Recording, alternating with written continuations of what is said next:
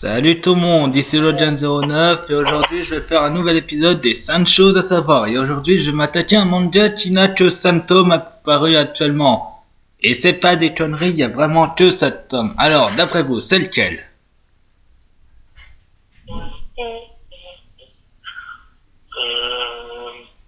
Mais c'est pas Dragon Ball Z enfin?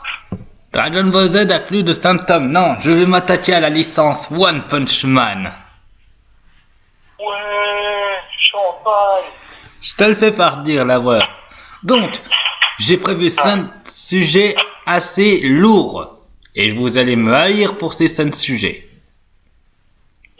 Bah on a intérêt à t'écouter, hein. Ouais, donc, voici le premier sujet. L'entraînement surabusé de Saitama.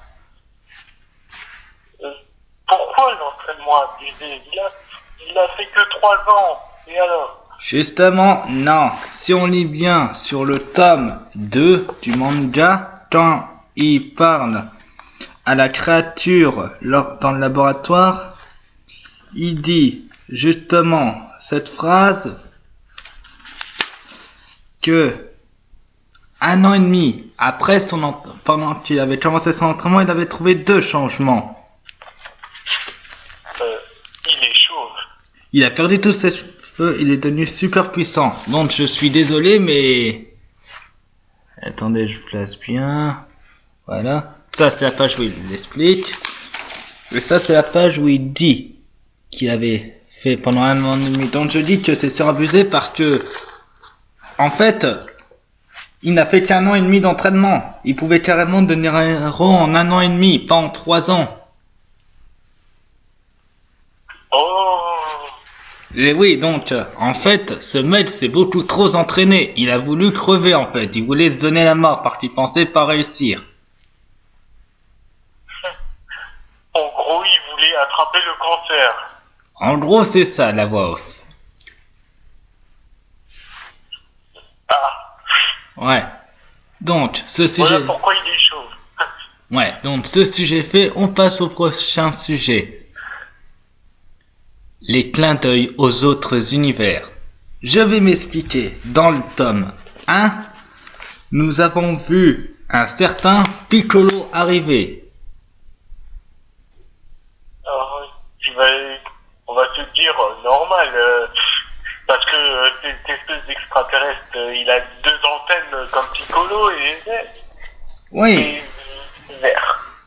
Oui, mais comme dire le bon vieux Ryo Sensei, je vous rappelle que les Namek ont la peau verte.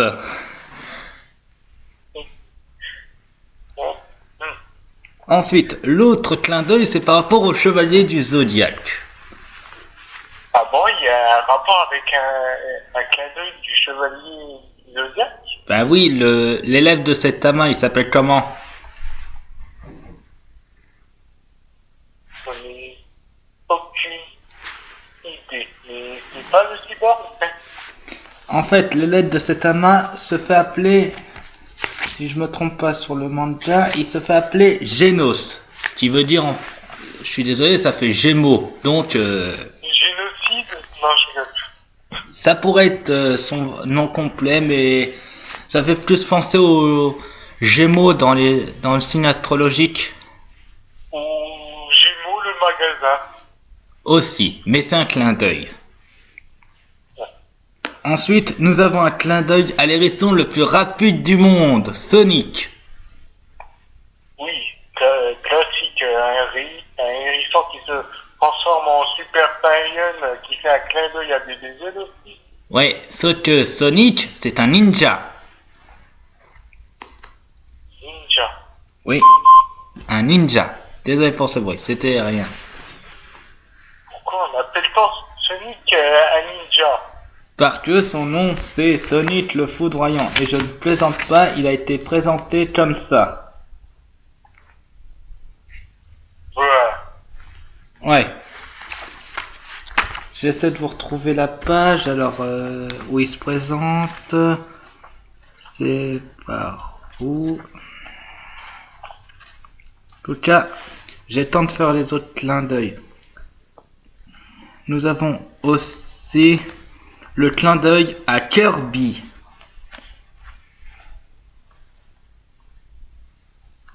Et non, c'est pas des blagues. Vous voyez le robot qui a aidé Genos à détruire un peu la météorite? Oui. Il se faisait appeler Metal Knight, en clair le chevalier de métal. Et c'est quoi comme clin d'œil? Meta Knight dans Kirby.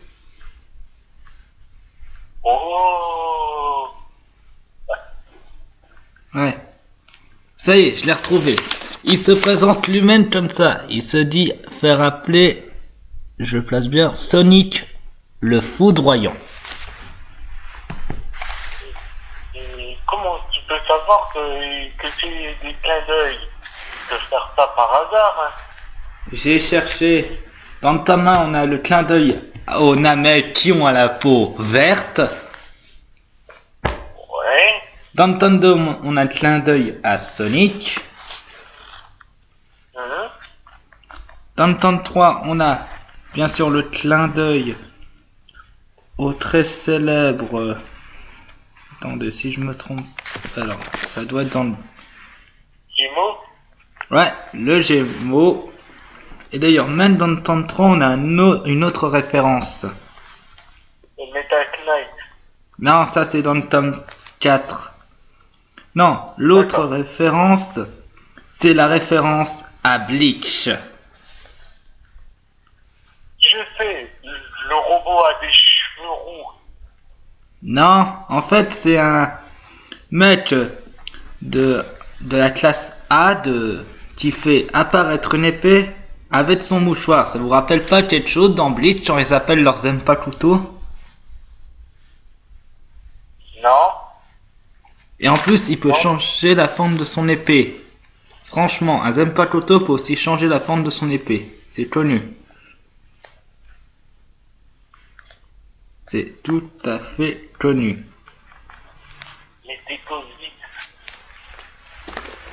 Dans le tome 4, on a bien sûr la référence à Meta Knight, mais on a aussi la référence au très célèbre Croc Blanc de Konoha. Croc blanc de Konoha. Oui, parce que un des persos se fait appeler. Alors, si je me souviens bien.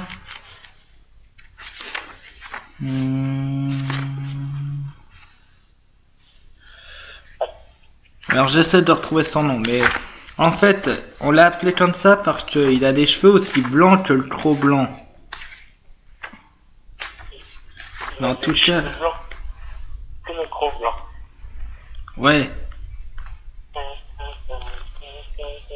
Ouais, la référence à De Francis Sou. Non mais c'est vrai, je suis désolé. Croc Blanc de Konoha, il est quand même assez vieux. Enfin, jeune, enfin, vous m'avez compris. Oui, on t'a compris, Logan. Ouais, j'arrive pas à retrouver son nom, enfin. Alors voilà, mettez pause bleue pour cette référence.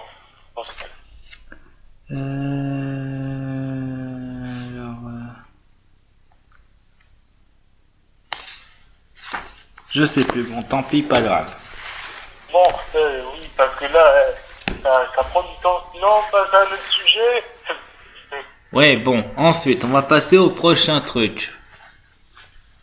Le système de classe. Quoi? Le système de classe, en fait, on classe un héros selon son niveau. Rang C, rang B, rang A, rang S. Et aussi pour le niveau des menaces. T'as cru que ce manga, c'était un jeu RPG ou quoi? Non, non, non, c'est vraiment comme ça. Les héros sont classés par rapport à leur force et leur intelligence. Leur portée genre, ils l'ont pris pour un RPG, quoi. Ouais, ils ont aussi classé les menaces. Loup, tigre, dragon, démon et dieu. Ok, ils vont trop loin. Ouais, donc, ensuite, le système de classe. Je prends ça par rapport à Saitama, le héros de ce manga, bien sûr.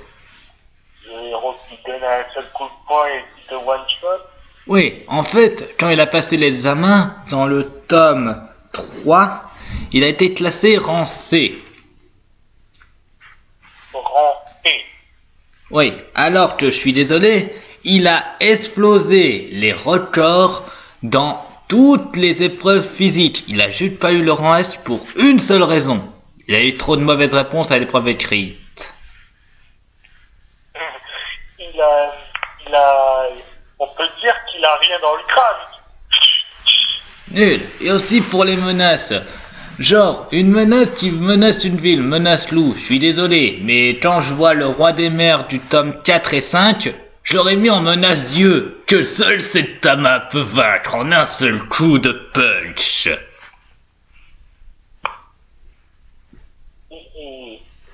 Ouais, donc certaines menaces sont pas assez bien par rapport à d'autres. Ensuite, passons au prochain sujet. La VF et la VO sont égales. Quoi? Oui, parce que One Punch Man existe aussi en animé, en deux versions. La version VOS TFR, la version originale sous-titrée en français, Ouais. et la version française, qui existe que 10 épisodes pour l'instant. Ouais. Que j'ai dû mater pour les biens de cet épisode, bien sûr. Parce que, en fait, les deux sont égaux. La voix en japonais de Saitama est aussi bien que la voix française. Et d'ailleurs, pour info, celui qui fait la voix... En plus, pour info, la voix française, c'est la voix d'Orelsan, le rappeur. J'allais le dire, la voix off. On peut dire que je t'ai bien couillé. Ça sera retenu sur ton salaire.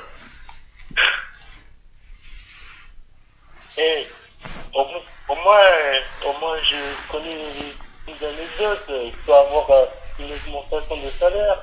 Oui, non mais c'est vrai, la voix d'Orelsan rend bien sur Saitama. En plus, il l'a bien fait blaser, comme le vrai Saitama, blasé de ses combats. Ouais. En même temps, il a aussi des combats blasés. Ouais. Bon, ce sujet fait, on peut passer au dernier sujet. Le futur du manga. Parce que oui, c'est bien beau de faire des ennemis qui ne peuvent pas ne pas Saitama, mais c'est quoi par la suite? Parce que là, actuellement, sur les scans et sur l'anime, je me base sur les deux trucs, Saitama affronte deux ennemis qui sont limite aussi forts que lui. Et on peut se demander s'il peut être plus fort que Superman. Ça serait une question. Mais est-ce qu'ils vont prévoir de mettre des ennemis plus forts que Saitama pour qu'il soit un peu moins blasé de ses combats? Ça serait un bon futur pour ce manga. En plus, pour l'instant, il n'y a que 5 tomes sortis que j'ai actuellement là-dessus. Sur cette petite pile. Là, je vous montre le tome 1, mais j'ai juste au tome 5 par ici. Mais non, mais lui, il faut bien lui trouver quelque chose pour qu'il soit un peu moins blasé, parce qu'il bat tout en un seul coup de poing. Et ici, des sons célèbres aussi. Oui. D'ailleurs, avant de terminer cet épisode, j'ai oublié de parler d'un truc sur les clins d'œil sur les autres univers. Dans le premier tome, on voit apparaître un titan. Ça vous rappelle pas quelque chose? Exact, la tête des titans. Ouais. D'ailleurs, Et en français. Saitama a réussi à le vaincre parce que, bien sûr, j'ai le truc, il a réussi à le vaincre comme ça, en un coup de poing. Lui, il a pas visé la nuque, il a visé juste la joue. Ouais. Je l'adorais quand il a mis en un seul coup de poing le géant. Quel humiliateur. Un titan, vas-tu comme ça? Saitama, va voir Eren et sa bande et vaincre les titans avec ton coup de poing fatal. T'auras sûrement plein de fans là-bas. En tout cas, merci d'avoir suivi cet épisode. Je vous dis, c'est online sur ma chaîne. Abonnez-vous, mettez des pouces bleus, mettez vos défis pour les futurs épisodes de Pokémon dans les commentaires. Et n'oubliez pas, je serai toujours là pour vous. Et une dernière chose, ce week-end, je vais... Ça, je l'ai dit, mais j'allais dire autre chose. Je vais essayer de faire le troisième épisode du live sur Teen Runners Born by Sleep. J'essaierai de vous le poster assez vite. Donc, merci de votre attention et à plus. Bye.